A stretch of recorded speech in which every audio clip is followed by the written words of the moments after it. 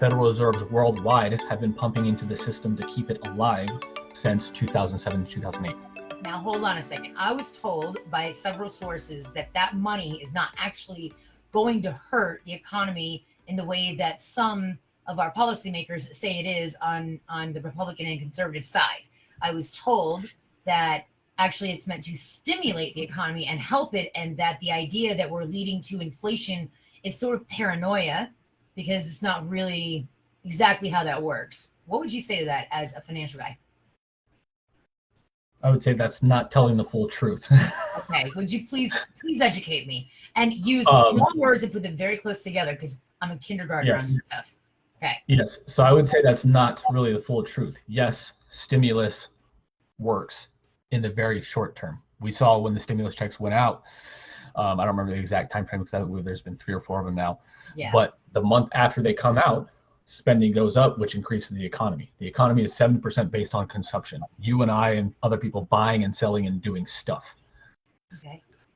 So the idea is to keep the economy going by sending people stimulus checks so they buy stuff. Because when people buy stuff, it has to get manufactured, and that keeps the entire economy going. What happens after that is people spend the money, and the debt of the US goes up, for example, and then the bump goes away. It's usually a 1 or 2 month thing, these stimulus checks. Is it a lifeline? Yes, for many. And again, I'm not saying any of this is good or bad, right or wrong. It just kind of is what it is.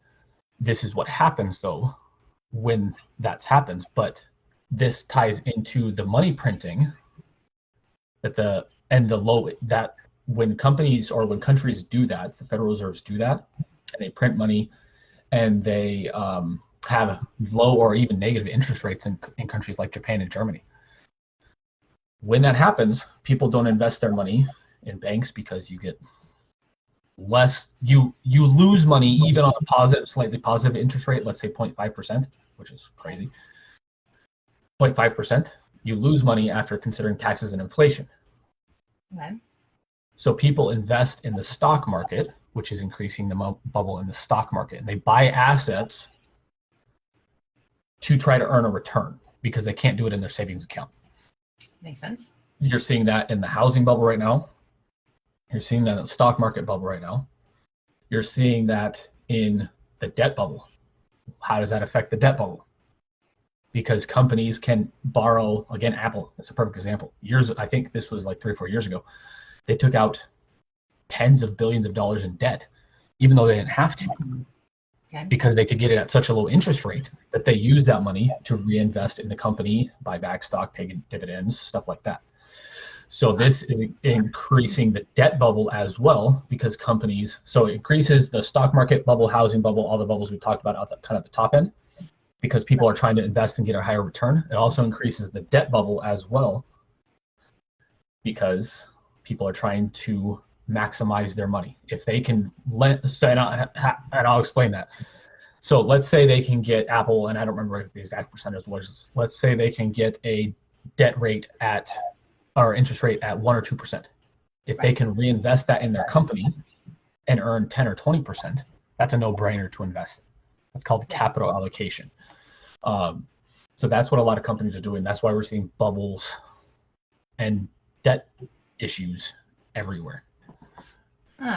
So I got you off track a little, but I think now it does bring us back to this, because you had started to say that the Federal Reserve was pumping money, printing money back in 07, 06, 05 maybe, leading up to that. And have they really stopped since then? I mean, I know, do they do it every year, or is the damage already done? Does it matter if they even stop now at all?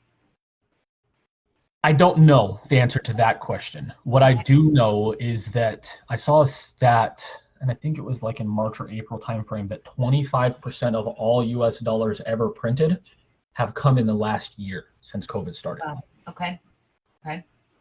So what does that mean to everybody? That there's more kind of funny money floating around. That's why there's something like $3 trillion on the sidelines that companies have. They're waiting to deploy it because they have the money from the government or whoever that is being printed. Banks are a huge example of this. They have a ton of money sitting on the sidelines. Hedge funds, investment firms. They have a ton of money sitting on the sidelines. Why is it sitting on the sidelines? Because they see all these bubbles that are forming, and they want to wait until the crash happens to buy assets cheaper. Ah, that makes sense. Okay. So that's how the wealthy get wealthier. But how does Yep. it affect the people who are looking for minimum wage jobs or have minimum wage, the middle class? How's this impact the middle That's class? a great question. And so that's how the wealthier get wealthier, because they have the capital.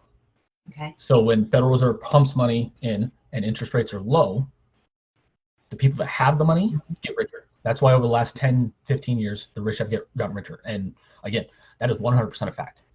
That's not just something people say on the left or the right or whatever. The richer, that's 100% true. Okay. That's why it's true, though, because they have the access to the capital that the middle class and poor people do not. And without So being, it's also why poor people get poorer with these kind of things happening too, because Okay. most people that are middle class or poor, they don't have this capital. So their money is in savings. Their money is through their wages, oh wow. which is